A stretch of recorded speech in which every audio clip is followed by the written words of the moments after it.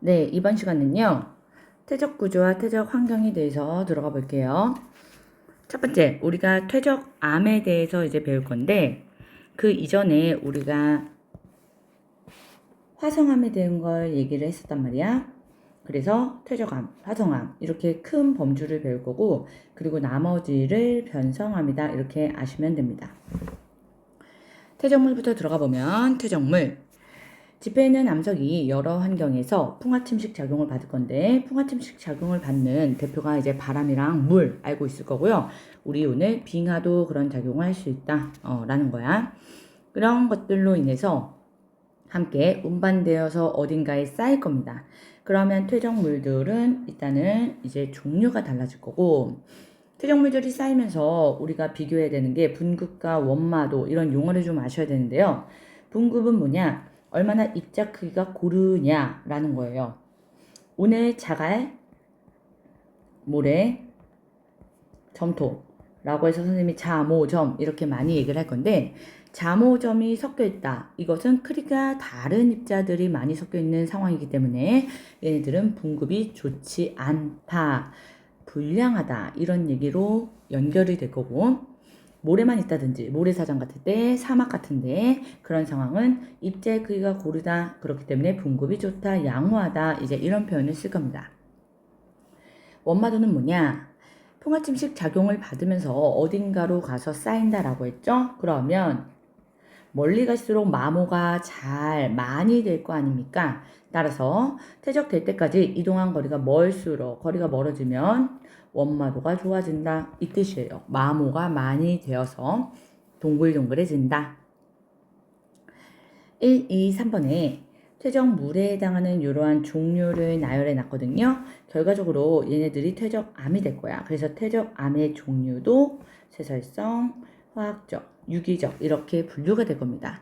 그런데 먼저 재료라고 할 수 있는 이 퇴적물부터 볼게요. 첫 번째, 최설성 퇴적물 이렇게 나와 있지. 기존의 암석들이요, 풍화침식 작용을 받다 보니까 얘들이 쪼개집니다. 그리고 나서 어딘가로 가서 쌓일 거야.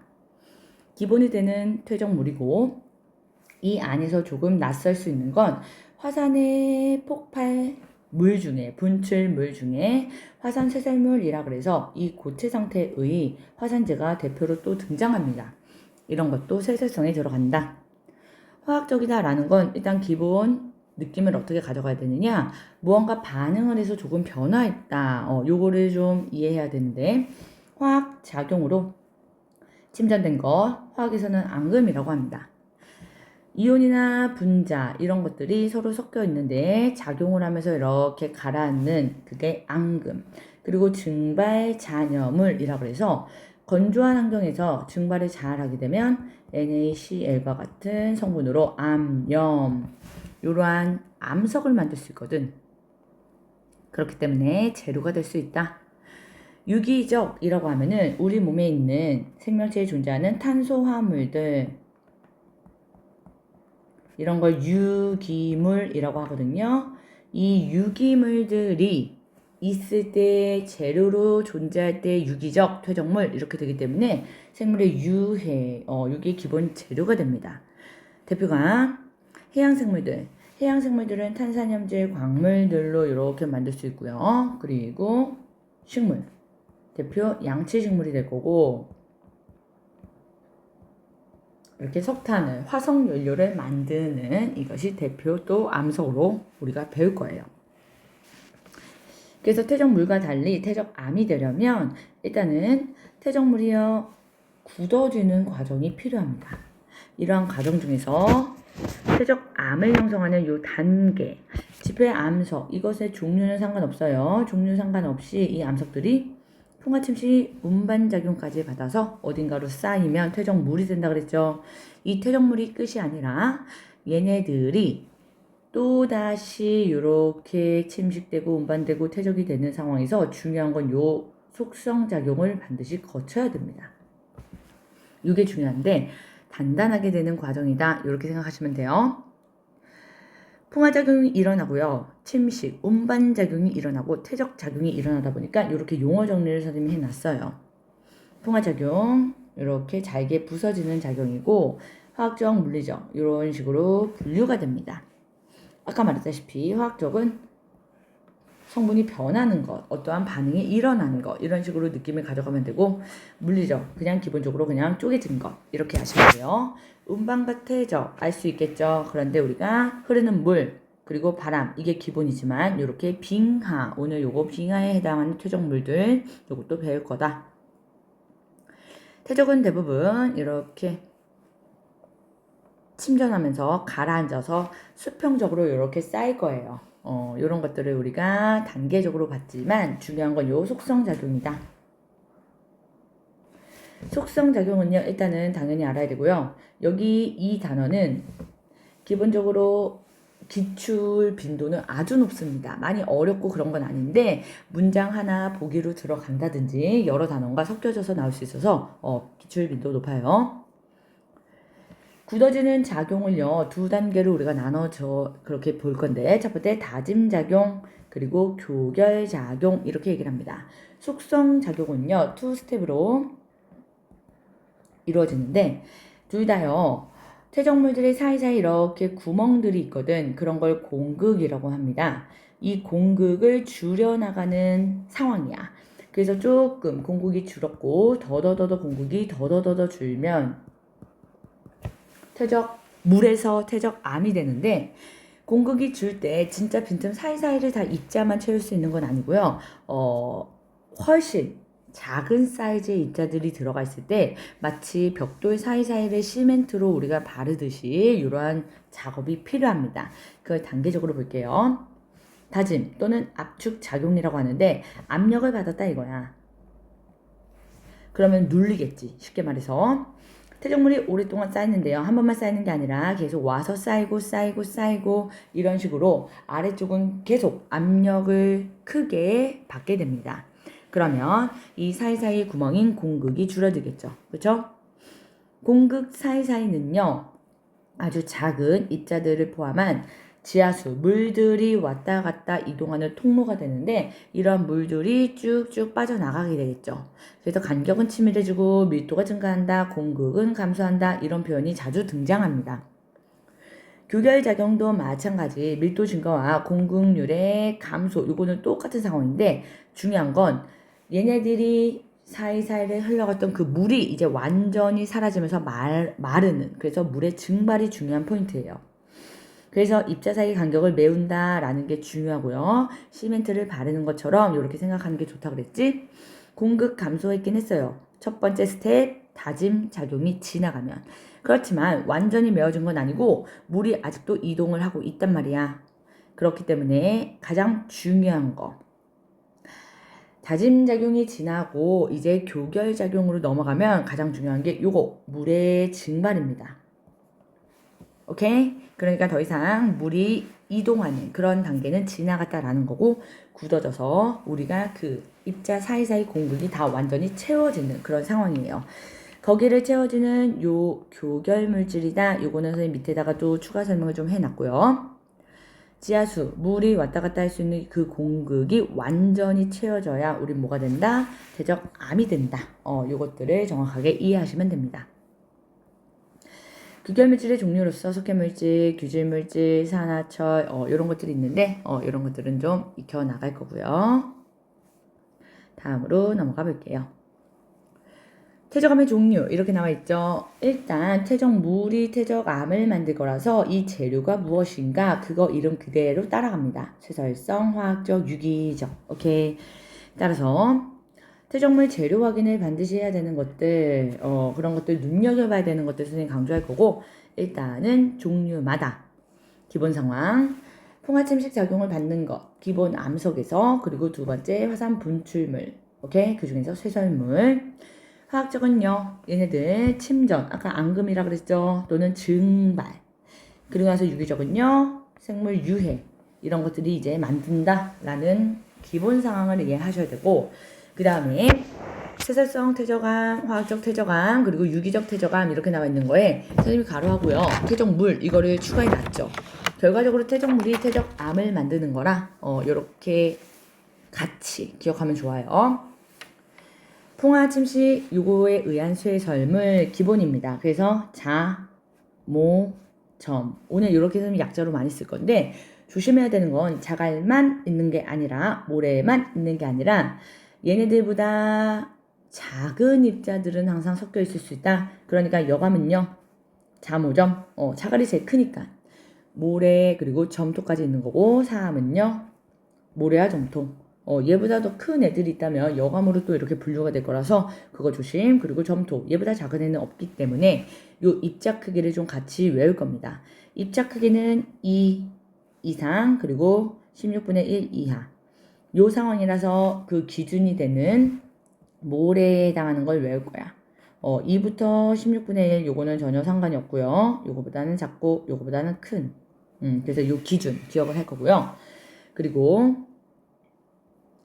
풍화침식 말고 기본적으로 요 화산 세설물 예에서 화산재는 정말 잘 나와요. 그러니까 요 화산재와 그리고 응해암 요것의 연결까지는 기본 세트라고 보시면 됩니다.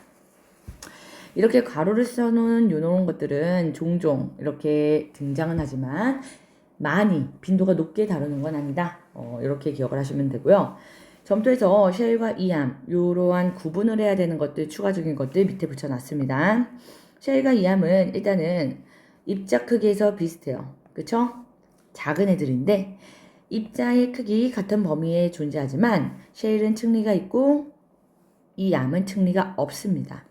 층리가 있다는 거 이 밑에처럼 이렇게 줄무늬가 잘 보인다는 건데요. 이 줄무늬대로 쪼개지는 현상이 나타나요. 그런 건 이제 방향성이 있다. 우리가 이렇게 말해. 그럼 당연히 방향성이 없는 게 있겠죠?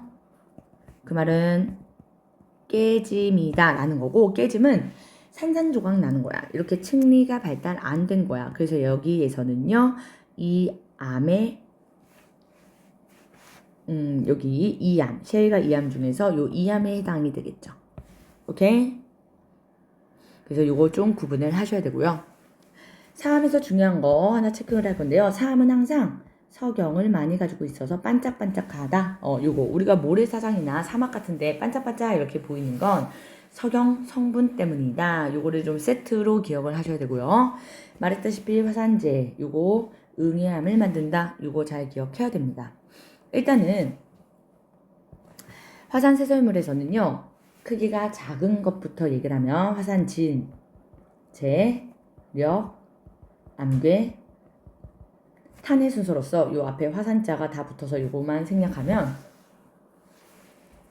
화산진과 화산재까지 여기까지는요. 입자 크기가 작은 쪽에 속하고 입자 크기가 이제 나머지는 크다라고 얘기를 할 거야. 그래서 화산재까지는 진과 재까지는 바람에 의해서 날아갈 수 있는 정도의 작은 입자다. 이렇게 얘기할 거라서 화산재가 분출하면 성층권까지도 날아갈 수 있다. 우리가 이런 얘기를 했었습니다. 화산탄, 화산암괴 이쪽에 이렇게 큰 쪽이죠. 얘네들은 이렇게 큰 상황에서 만들 수 있는 집교암이라든지 강력암이라든지 이렇게 입자가 클 때 강력암 만들 수 있는데 화산에 의한 거다 라고 했을 때요. 요게 역암인 거야. 역암 이렇게 리을로 나왔지만 역암에 해당하는 거니까 입자 크기 판단할 수 있고 화산자가 붙었는데 입자가 크네 당연히 진과 재는 아니다 라는 거죠. 오케이. 화학적, 퇴적, 암 여기로 넘어갈게요. 일단은 화학적 그리고 유기적, 퇴적, 암에서요. 먼저 체크하고 넘어갈 거. 석회암과 척트, 석회암. 즉, 둘 다 존재하죠.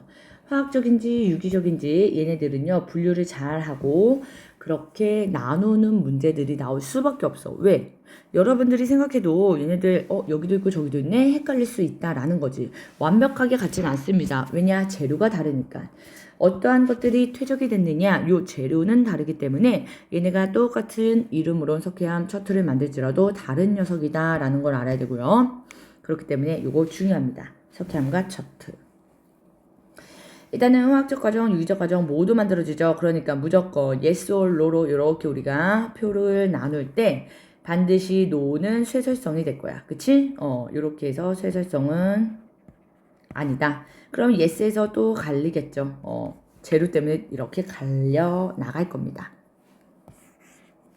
그런 상황에서 퇴적물을 반드시 확인해야 된다. 이 말은 재료 확인이 꼭 필요하다. 이거고 CaCO3 이렇게 탄산칼슘 성분, 해제 녹였던 물질, 침전물이다. 이렇게 되어 있고요. 여기는 지금 석회암, 석회질, 이것도 사실 CaCO3예요. 주성분이. 그러다 보니까 이러한 해양 생물이 반드시 들어가 있느냐, 요거를 꼭 판단을 해줘야 돼. 오케이. 여기는 그럼 어떻게 된 건데요? CO2가 물에 녹으면 CO3 2-가 되고, 이온들은 물에 많이 녹아 있기 때문에 요렇게 결합을 하면서 앙금을 만든 겁니다. 아까 앙금 그리고 증발 잔염을 이렇게 크게 분류를 했었죠. 규질물질 SiO2다 라고 해서 차트 이렇게 만들고요. 증발 잔류물에서 우리가 일단은 암염, 얘가 대표고, 그리고 황산, 칼슘, 이런 것들도 석고 성분이다. 어쩔 수 없이 이 표는 다 외우셔야 됩니다. 우리가 화성암에서도 표는 잘 외워와야 되고요. 그런 부분으로 단수 남기에서 안에서 틀리는 오답률이 높아지는 그런 단원이기 때문에 조심하셔야 돼요. 동식물의 유해서요. 이렇게 식물체, 대표 양치식물, 그리고 규질생물체, 그래서 요 차트. 규질물질이다, 규질생물체랑 비슷하지만 요 생물체들, 요것들이 중요하고요. 그리고 석회암. 그래서 얘는 재료 확인이 정말로 중요하다. 규조류, 이렇게 나와있죠. 중간에 보시면 식물성 플랑크톤이라 그래서 어류들의 먹이가 될 수 있는 이러한 해양 생물들입니다. 그렇기 때문에 해양의 생산자다 이렇게 보시면 되고, 얘네들은 이제 규조류, 이렇게 유기죠. 유기로 들어갈 거예요. 석탄 말했다시피요. 대부분의 유기물로서 유기물은 C를 가지고 있기 때문에 탄수화물 우리가 이렇게 말하고요. 생명체 내에 있는 탄수화물 대량으로 매몰되어서 고생된 말에 이렇게 석탄층을 만들었어요. 화석 연료고 그걸 사용하고 있는 겁니다. 현재 우리가. 층리. 이렇게 줄무늬들 이런 것들이 이제 층리가 되고요. 이 층리는 정면에서 바라봤을 때 층층이 잘 보일 거예요. 그런데 경계면이 되는 요 층리면은 뭐냐? 우리가 쉽게 생각했을 때 이렇게 윗면이라고 보면 된다라고 했어요. 요 윗면들. 이 윗면들이 요 경계가 되는 그 구간마다도 이렇게 존재하겠죠. 그치? 그러니까 여기 이렇게 위에서 바라보는 층리면 요거 이해하셔야 됩니다. 용어에서요. 힌트가 될 수 있어. 그리고 염리는 뭐냐? 층리랑 염리랑 똑같이 줄무늬인데 이런 줄무늬가 변성하면서 잘 나타났다. 그러면 우리가 염리라고 좀 따로 용어를 써줍니다. 그러니까 퇴적암 위에 나와 있는 이러한 이름들 그냥 대표로 응애암이라 치자. 응애암에서 염리가 발달됐다 이러면 틀리다 이거야. 이거는 변성암이니까. 응애암은요 지금 쇠설성 퇴적암이죠. 그러니까 층리 면을 가지고 있는 층리 이렇게 우리가 얘기를 해줘야 됩니다. 됐습니까? 그럼 우리가 이렇게 퇴적 환경과 퇴적 구조들을 연결을 해야 되는데, 일단 퇴적 환경은 크게 육상, 그리고 연안, 그리고 해양 이렇게 나눕니다. 퇴적물을 어딘가로 가서 쌓는다라고 했죠. 그 쌓는 곳이 육상이야. 그러면은 말 그대로 육상 환경. 연안은 뭐냐? 이제 가장자리의 의미를 가지고 있는데 보통 해안가라고 생각을 하면 돼요. 그럼 선생님 해안가는요. 해양 아닙니까? 육지 접하고 있고 해양 접하고 있어. 그래서 연안은요. 전환되는 환경의 전환점이다. 둘 다 영향을 받는 거야. 오케이? 그리고 완전히 수심이 생기면서 해양으로 가면요. 우리가 해양 환경이다. 이렇게 얘기를 하고요. 그래서 지금 여기 선상지를 만드는 거 이거 많이 나올 거고요. 그리고 석고다, 호수다, 빙하의 퇴적물이다, 삼각주다 등등등에 해당하는 이 용어들이 지금 현재 그림으로 나와 있는데 우리가 단면으로 좀 알고선 그리고 어디 위치에서 잘 만들어지는 퇴적 지형들인가 이것들을 확인할 겁니다. 그래서 일단은 간단하게 육지에서 만들어지는 육상 환경인데요. 얘랑 해양까지 연결해서요. 선생님 좀 그림을 그려볼게. 높은 산이 있고요. 경사가 좀 있어요. 그리고 평지. 거기에 이제 연안 환경으로 갑니다. 대륙대 수심이 낮은, 그리고 대륙 사면, 경사가 좀 가파라서 깊어지고요. 그 다음에 편편한 대륙대, 그리고 해구가 있네요. 그리고 심해저 평원, 이렇게 될 거야. 우리가 요 단면을 육상, 여기 산, 높은 산, 평지, 육상 환경이 연결돼서 그렇죠. 여기에 지금 대륙 붕부터 대륙 사면, 그리고 대륙대. 해구는 오늘 중요한 건 아니고 여기 심해저 평원. 해양저 확장설에서 우리가 요 단면을 그려봤습니다. 여기에 이렇게 해양에 해당하는 걸 그려봤었는데, 그런데 여기 지금 평지, 즉 육상 환경이 연결이 된 겁니다. 물론 이러한 접목하는 곳에서는 연안도 될 거고요. 근데 여기 연안까지 다 그리기에는 힘들어서요. 연안의 대표 삼각주는 이렇게 옆에다가 선생님이 표현해 놨어요. 그래서 일단 우리가 어떤 일이 벌어지는지 대략적인 걸 알고 들어갈 겁니다.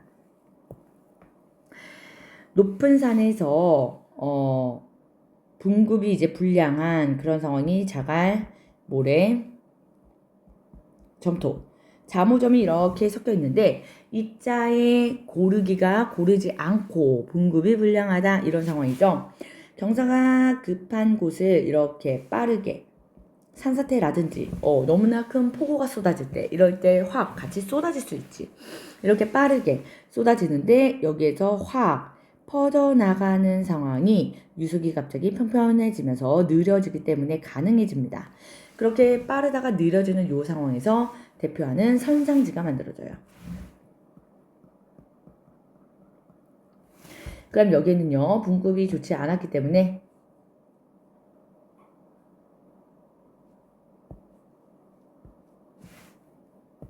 자모점이 지금 다 섞여 있겠죠? 요 자모점이 다 섞여 있는 요 상황에서요, 분급 좋지 않고 선상지, 분급 불량하고요. 그리고 원마도도 사실 천천히 막 마모가 되면서 온 게 아니란 말이야. 확 쏟아지다 보니까 얘네가 마모할 시간이 없었어. 그래서 원마도도 좋지 않은 그러한 상황입니다. 그리고 나서 얘네들이 점점 유속이 느려졌지. 그러니까 여기에서는 해안가로 가면 갈수록 입자의 크기는요 작아질 거야. 이러한 특징을 또 가집니다. 유속이 느릴 때. 대륙붕에서도 마찬가지요. 이렇게 자모점이 다 섞여 있는 이러한 퇴적물들이 생길 수 있어. 육상에서 유입이 되기도 하고, 그리고 여기 해양 지각에서도 지진이나 지각 변동들이, 화산 폭발도 그렇고요, 많이 일어난단 말이야. 그러니까 해저 지진 등에 의해서 또 자모점이 확 쏟아집니다. 경사가 급한 대륙 사면을 타고 자모점이 쏟아지면 여기에 빠른 저탁류에 의해서 저탁암이 만들어져요. 마찬가지로 여기도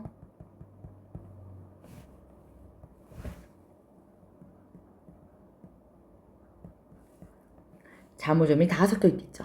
오케이? 그랬을 때 우리가 나중에 뒤에서 배울 건데요, 점이측리 같은 걸 잘 만듭니다.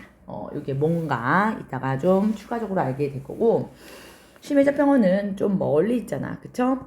이렇게 멀리 있는 상황에서는 여기에서 확 쏟아질 때 쫙 퍼져나갈 수 있는 건 입자가 작겠지. 그래서 입자 작은 애들은 이렇게 좀 멀리 가서도 퍼져나갈 수 있고, 그리고 하나 더 추가 상황은 건조한 상황에서 바람이 많이 불어서 멀리 작은 입자들이요, 황사에 의해서 이렇게 입자 작은 애들이 쌓여요. 그래서 먼 곳에는요, 분급 좋겠지. 분급이 좋은 고른 입자들이, 그 중에서도 고른 것 중에 작은 입자들이 멀리까지 퍼져나갈 수 있다. 라는 거. 그래서 요거 알고 있을 겁니다. 삼각주는 어떤 상황이냐? 연안 환경, 전이 환경, 얘네가 같이 연결이 되어 있는 상황이잖아요. 그래서 이러한 해안가가 있는데, 이 해안가에 이제 유속이 느린, 천천히 와서 이렇게 물질을 쌓을 건데요. 유속이 느리다 보니까 무거운 애들은 위쪽에 밖에 못 가고, 그 다음에 멀리 그나마 조금 더 가는 건 입자가 중간, 그리고 이제 작은 애들, 이렇게 가서 쌓일 거야. 유속이 좀 빠르면 무거운 입자가 큰 애들을 좀 더 끌고 갈 수 있는 파워가 생기는데 그렇지 못하기 때문에 이렇게 느린 유속에서는 큰 애들만 위쪽에 그리고 중간 사이즈 그리고 이렇게 작은 애들 한 번 더 입자가 이렇게 큰 애들 위쪽에 중간 그리고 이렇게 작은 애들. 그래서 이 삼각주가 발달한 해안, 연안 이러한 곳에는요. 어떤 특징이 있느냐. 위로 갈수록 입자가 크다. 이러한 특징을 가져요. 가장 작은 곳에서 중간 그리고 큰. 오케이? 그래서 위쪽으로 갈수록 입자의 크기가 커진다. 이러한 특징을 가집니다. 그래서 우리가 특징적으로 더 볼 것들 아래쪽에서 확인할게요. 육지, 육상 환경이죠. 여기서 조심해야 되는 거 쇠설성 퇴적물이 주로 퇴적을 합니다. 그리고 고저면은 뭐냐 이렇게 좀 낯선 용어들은 선생님이 여기에 이렇게 추가적으로 설명을 좀 해놨는데 해저면이 가장 높은 그러한 상태 대부분 만조 시기 이럴 때를 얘기하는 거예요. 거기를 넘지 않고 여기 바다 환경을 전혀 받지 않았다라는 거. 오케이? 그래서 하천이나 선상지, 강, 호수, 사막, 범람면, 빙하 이런 식으로 나와 있는데 우리가 일단 단연 출제 빈도 높은 건 선상지고요. 그리고 조심해야 되는 거 하천, 호수, 강 이런 것들은 물이긴 하지만 얘들아 절대로 바다 아니죠. 해양 아니지. 그래서 하천이나 호수 정말 많이 낚입니다. 하천, 호수는 조심해야 돼. 하천 강의 하류로 갈수록 유속은 느려지죠. 그러니까 큰 것에서 작은 것들 상류는 입자가 크다. 작은 건 입자가 작다. 이게 기본 상황인 거야.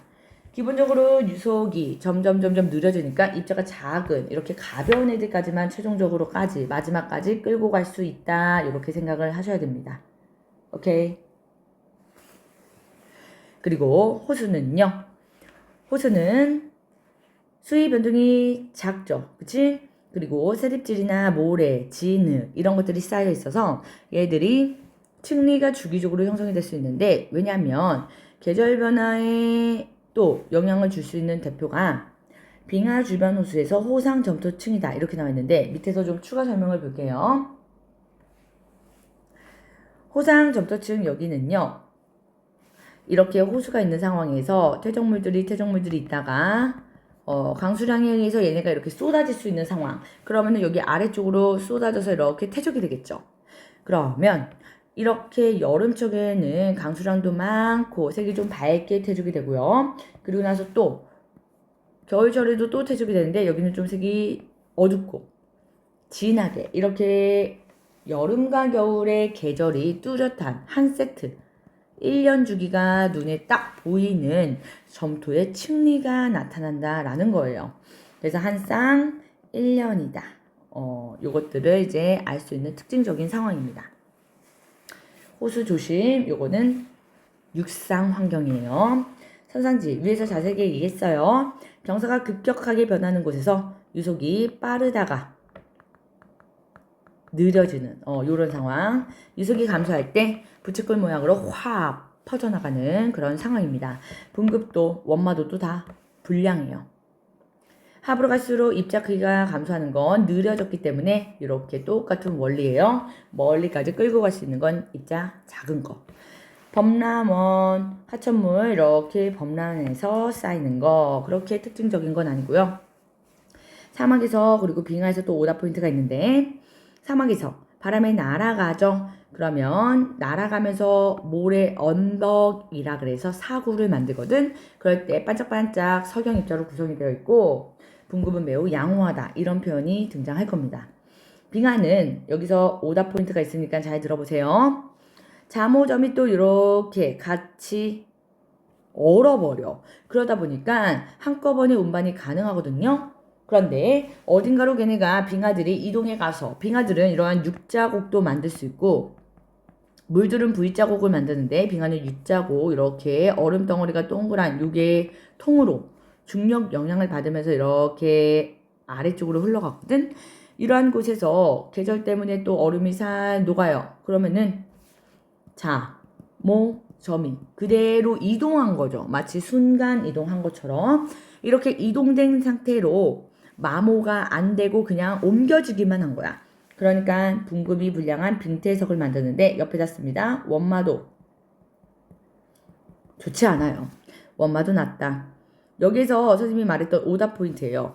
얘네가 이동해 갖고 가면서 쓸려가겠지. 이렇게 생각하다 보니까 원마도 좋은 거 아니야? 이동한 거리가 멀면 원마도 좋다고 했는데 그런데 얘는 언체로 간 거지. 직접 마찰 얘네들 직접 깎이면서 마모되면서 간 게 아니야. 그러니까 조심해야 됩니다. 원마도 좋지 않아요. 밑에 연안으로 갑니다.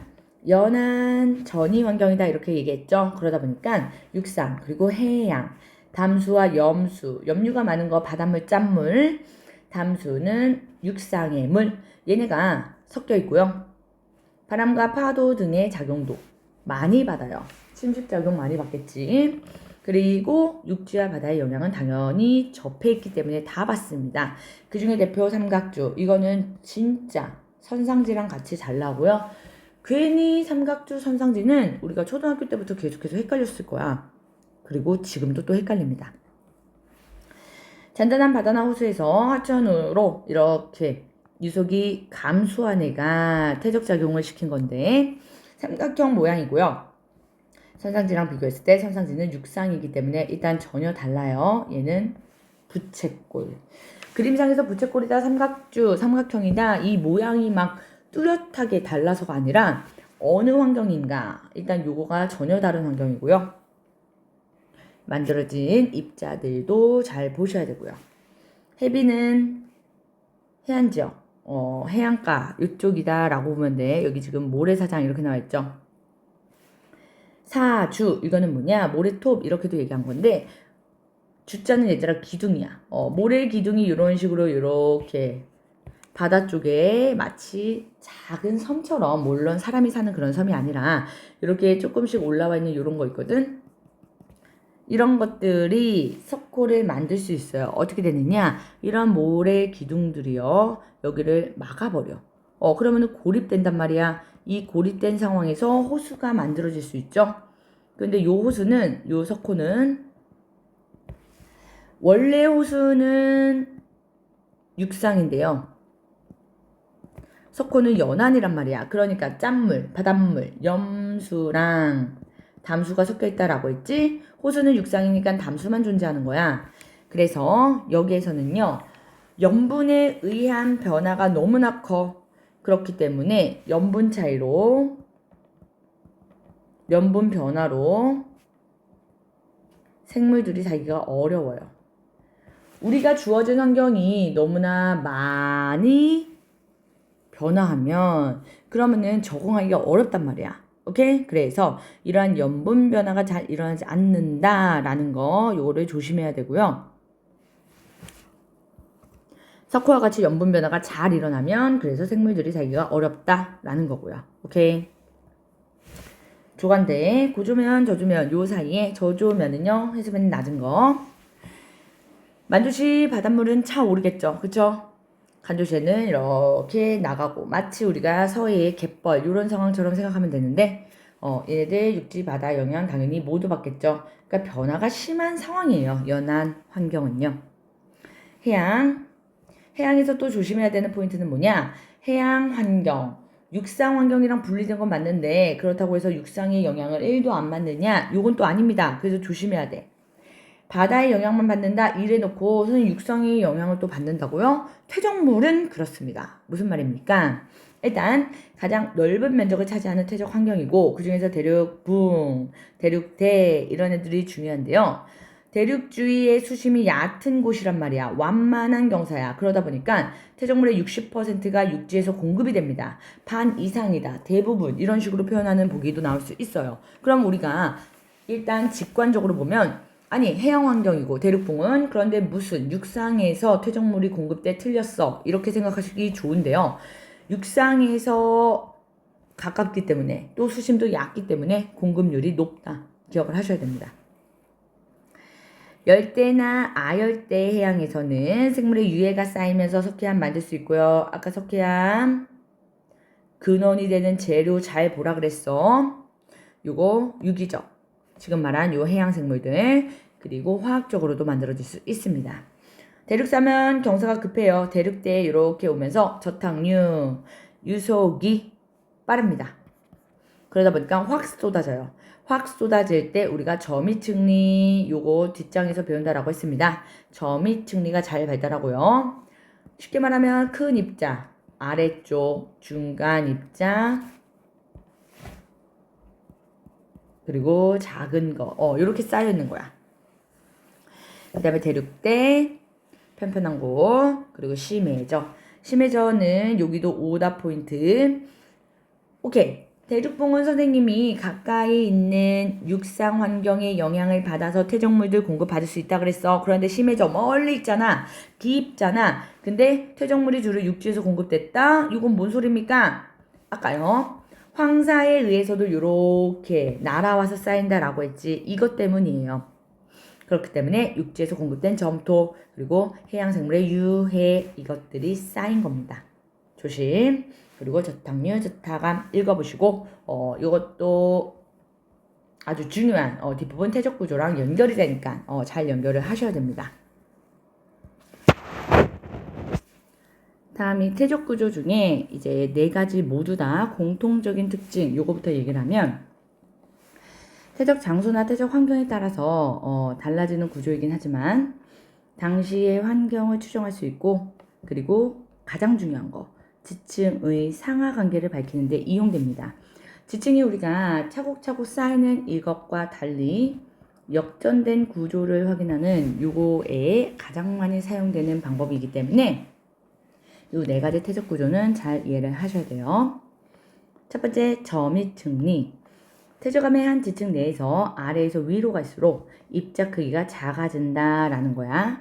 그건 입자 크기에 따른 퇴적 속도 차이인데요. 우리가 앞에서도 저미층리가 종종 나왔었거든. 얘네들이 뭘 의미하는가 구조를 먼저 이해할 겁니다. 퇴적물이 빠르게 흐르다가 속도가 갑자기 느려지면 유속이 갑자기 느려지면 무거운 입자 먼저 가벼운 입자 서서히 가라앉는 요 시간 차이가 생길 수밖에 없다 이거야. 그러다 보니까 쇠설성 퇴적암 잠오점이 다 섞여 있을 때 이런 구조가 만들어집니다. 수심은 깊은 곳에서 이렇게 발생할 수 있고요. 퇴적물이 한꺼번에 쌓일 때 이게 포인트가 돼. 따라서 우리가 대륙붕의 끝부분에 대륙사면을 거쳐서 대륙대까지 연결되는 이러한 상황에서요. 해저 지진이나 잠오점이 한 번에 확 떨어질 때 그리고 호수에서도 급격하게 홍수 같은 걸로 퇴적물이 분급이 나눠지지 않은 채로 이렇게 확 쏟아질 때 그러니까 포인트는 빠른 흐름이 필요하고요. 그리고 깊은 곳이 필요합니다. 그래서 이 2가지 포인트. 얘들이 쌓일 때요. 무거운 게 먼저 떨어져서 이렇게 아래쪽에 있는 거 보이죠? 아래쪽에 이렇게 무거운 게 있고 그리고 지금 그림에서 보시면 퇴적물의 퇴적 속도 차이 이게 하나의 키워드를 포함하고 있는 문장이 되니까 요거 조심해서 잘 기억하고 이렇게 아래쪽 굵은 것 중간 그 다음에 이렇게 작은 것 이래서 순차적으로 속도 차이가 나더라. 이게 깊이에 따라서 깊을수록 잘 티가 납니다. 4.3는 뭐냐? 물이나 바람에 의해서 퇴적물들이 이동해 오죠. 얘네들을 공급해주는 방향이 일단 자주 변하는데 공급해주는 방향이 결정되고 우리가 그걸 찾을 수 있다라는 겁니다. 그래서 방향이 자주 변하는 이러한 환경에서 층리가 경사졌다. 그래서 층리가 기울어졌다. 그래서 사층리 이렇게 얘기를 하는 거야. 일정한 방향으로 흐르는 물이나 바람에 의해서 어디로부터 운반되어 왔는지 그 시작 지점을 알 수 있고요. 과거의 물이나 바람의 방향을 알 수 있습니다. 그래서 퇴적물의 공급 방향이다. 이렇게 또 한 문장으로 우리가 얘기해요. 퇴적물의 공급 방향 알 수 있다. 바람이 불거나 물이 흘러가는 그러한 방향의 비탈면에 입자가 쌓이기 때문에 이렇게 지금 모형에다 선생님이 추가적으로 그림을 그려보면 이렇게 가서 쌓이고 이렇게 가서 쌓이고 이렇게 가서 쌓이는 요 상황 요 쌓여지는 요 상황대로 이렇게 흘러왔다라고 유추하면 돼. 다시 한번. 얘들이요, 지금 호수 같은 곳에서도 마찬가지예요. 여기는 지금 모래 언덕, 사구를 예를 들고 있지만 호수에서도 마찬가지 이렇게 퇴적물들이 내려와서 쌓이고 또 퇴적물들이 내려와서 쌓이고 또 내려와서 이렇게 쌓인단 말이야. 그러면 이렇게 바람이 또는 물이 이렇게 요 방향으로 끌고 왔구나. 이런 식으로 우리가 찾을 수 있는 거야. 이해됩니까? 그래서 사측리에서 우리가 바람, 흐르는 물의 공급 방향을 알 수 있고요. 사막이나 하천 이렇기 때문에 얘네들 조심해야 되는 거 육상 환경에서 잘 만들어집니다. 그리고 이런 부분으로 잘 날려와야 되니까 입자가 그렇게 큰 여암 같은 거 못 만들어. 사암 같은 거에서 잘 만들어지고요. 사암은 여기 사막, 그래서 석영 같은 거 많다 그랬죠. 이런 식으로 연결이 되는 거야. 연우는 일단은 우리가 실제 모양은 이런 식으로 되어 있고요. 그림상으로 표현할 때 이렇게 표현을 해요. 그래서 위쪽, 아래쪽, 위, 아래가 결정이 명확하게 되기 때문에 그래서 우리가 역전된 것 등등을 알 수 있습니다.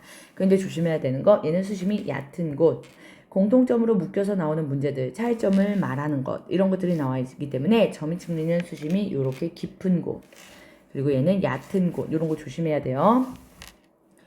바다나 호수 및 그러니까 얘는 해양 가능, 호수 육상도 가능. 그랬을 때요. 잔물결이 이렇게 찍힌 거다라고 보면 돼. 그러면 두 종류가 있는데 파도처럼 왔다 갔다 하는 양쪽 방향의 반복성 이렇게 되면 대칭형으로 나타나고요. 유수는 흐르는 물이거든. 한쪽 방향으로만 이렇게 나타나면 비대칭형으로 이렇게 선이 오른쪽 아래에다가 대칭형 왔다리 갔다리 왔다리 갔다리 이렇게 된 거. 그래는 한쪽 방향으로 이렇게 흘러가는. 그래서 한쪽 방향이기 때문에 좀 사측리 같은 이런 모습도 보여지죠. 대칭과 비대칭. 그랬을 때 요 뾰족한 부분이 위를 향한다 이런 표현은 나와 있지만 우리가 그냥 당연하게 받아들일 수 있고 잔물결이나 파도나 이런 부분에서 수심이 얕다는 게 포인트. 오케이. 그리고 건열까지 하고 또 여기서 공통점과 차이점 얘기를 할게요. 일단 연은도 마찬가지 3에서 잘 발견이 되고요. 건열은 또 점토에서 발견이 잘 되기 때문에 얘가 또 차이점이 있겠지. 그리고 플러스 건조 환경. 왜냐면 건조한 환경에서 노출이 되다 보니까 얘네들 빠르게 수축하면서 그러면서 이렇게 갈라진 거거든. 마치 전리처럼 얘네가 굳어지면서 이런 식으로 틈이 갈라진 거라서요. 이렇게 뾰족뾰족하게 건열이 나타납니다. 수심 얘도 얕은 곳이고요. 그러니까 깊은 곳은 점이 측리밖에 없어. 증발, 건조한 거, 그리고 윤기, 노출이 되어야 되기 때문에 윤기 솟아올랐다 이런 표현도 나올 수 있고요. 건조하다 이렇게 환경적인 것들로 얘는 예시가 많이 나옵니다. 감염될 때 논바닥이 갈라지는 것처럼요. 윗면으로 보면 이런 식으로 윗면으로 보면은 논바닥이 갈라진 것처럼 이런 식으로 이제 나올 거고 거북이 마치 등처럼. 그리고 단면은 뾰족뾰족 아래쪽으로 이렇게 뾰족뾰족 그렇기 때문에 요것들을 단면이다 그리고 측리면이다 요것들을 다시 한번 선생님이 강조할 건데 단면은 여기 얘들아 앞부분이에요. 그래서 사측리 점위측리는 단면으로만 확인할 수 있어. 왜냐? 여기 보시면 측리면이라 그래서 요것들은요. 윗면처럼 생각하면 되거든. 윗면에 봤을 때 물결 모양 보인단 말이야. 단면으로도 보여요. 그리고 여기 뾰족뾰족 단면으로도 보이고 윗면에는 이렇게 거북이 등 껍질처럼 논 바닥처럼 갈라진 이런 모습으로 보이는데 점위측리에서 윗면, 측리면을 보면 점토만 보인단 말이야. 또 중간 보면은 모래만 보이고요. 또 중간 보이면은 이렇게 자갈만 보여. 그러니까 얘는 점위측리 확인을 못합니다. 마찬가지. 사측리에서 이렇게 만들어진 요 경사의 시작 부분. 그래서 이렇게 나오니까 얘네들도 사측리다 명확하게 구분되지가 않아요. 따라서 윗면인 요 측리면들 요걸로 확인할 수 있는가? 물론 중간면인 여기 이렇게 된 부분으로도 이거 측리면, 측리 사이사이의 그 면 위에서 바라본 모양, 그리고 단면으로만. 얘네들은 단면도 가능합니다. 마찬가지 모양은 다르지만 단면도 가능해. 그런데 측리면이 특징이다. 그래서 지층의 역전 요거 보시면 사측리 요렇게 우리가 원래대로면 요렇게 되는 요게요. 지금 거꾸로 요렇게 됐지. 요거 조심. 그리고 요거는 위쪽에 지금 큰 거, 중간 작은 것들 이렇게 되어 있죠. 그러니까 점이 측리의 역전, 연은의 역전, 건열의 역전. 그래서 역전, 상, 위쪽과 아래쪽의 모습을 보고, 이거 지층이 이렇게 거꾸로 돌았구나. 요것들을 알 수 있습니다. 따라서 우리가 적용해 봅시다. 실제, 진짜로 이제 환경과 이러한 구조들을 연결하는데요. 헷갈릴 수 있는 그러한 포인트들을 짚어주고, 여기는 암기가 어쩔 수 없이 중요합니다. 화성함에서도 우리가 태적 지형 이런 것들을 우리나라 한반도에서 연결한 것처럼요. 우리나라의 태적 지형들 알아야 됩니다. 일단 여러 가지 요거 어떠한 구조랑 연결이 되는가, 육상, 연안, 해양 계속 연습을 해야 되고 보면서 태적 장소에 따라 해성층, 육성층 이렇게 말해요. 해성층 바다, 육성층 육상.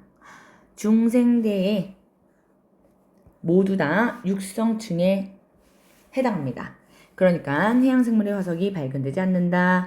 어떠한 지각의 융기라든지 그 다음에 변동에 의해서 얘네들 해양생물이 발견될 수는 있지만 기본적으로 중생대 거는 우리가 전부 육성층이다. 육상환경이다. 이거를 좀 이해하셔야 됩니다. 우리나라의 태적지형 이렇게 나와있죠.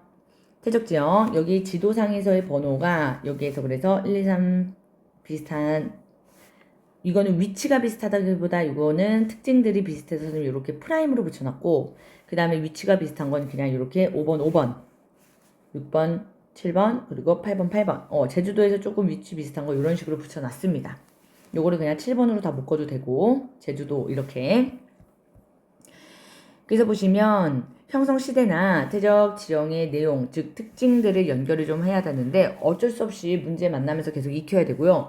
내신에서는 정말 많이 오답을 낼 수 있는 포인트예요. 하나하나 잘 열심히 몰라 포기해버려 이런 생각을 또 할 수 있기 때문에 조심해서 잘 눈여겨봅니다.